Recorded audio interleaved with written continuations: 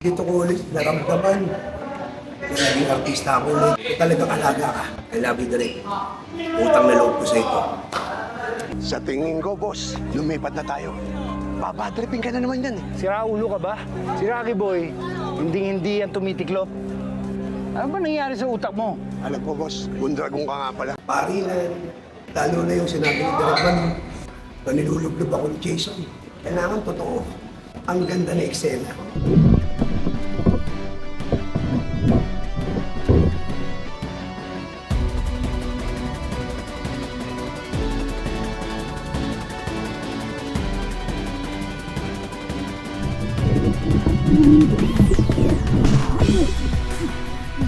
Disiplina, makisama sa kapwa-artista at sa mga crew.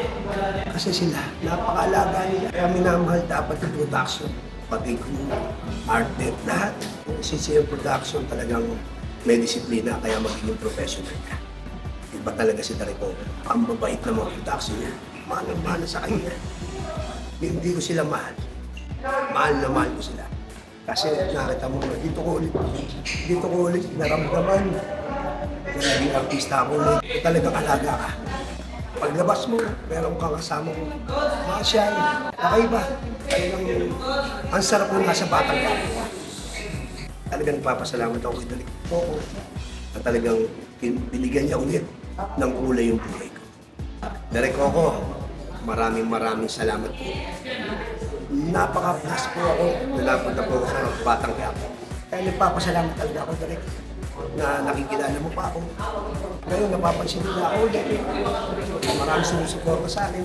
I love you, Direk. Utang na loob ko sa ito. Salamat sa inyo, ang mga sumusuporta sa Batang Quiapo. Saka yung mga sumusuporta sa akin, mga kaibigan ko. Manood kayo gabi-gabi ng Batang Quiapo, alas 8 ng gabi, ha? Maraming pasabog si Direk Coco, lalo ngayon.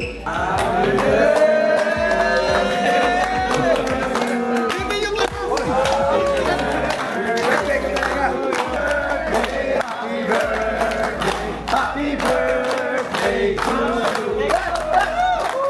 Hindi mo talaga makakalimutan to. Talagang mangyak-yak na ako sa eksena nito. Pero Direk Coco, I love you.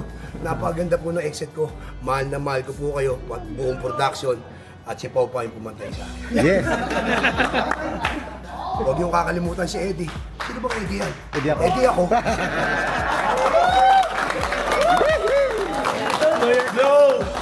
Thank you so much.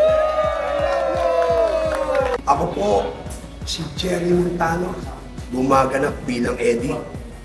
Now, signing off. I love you all.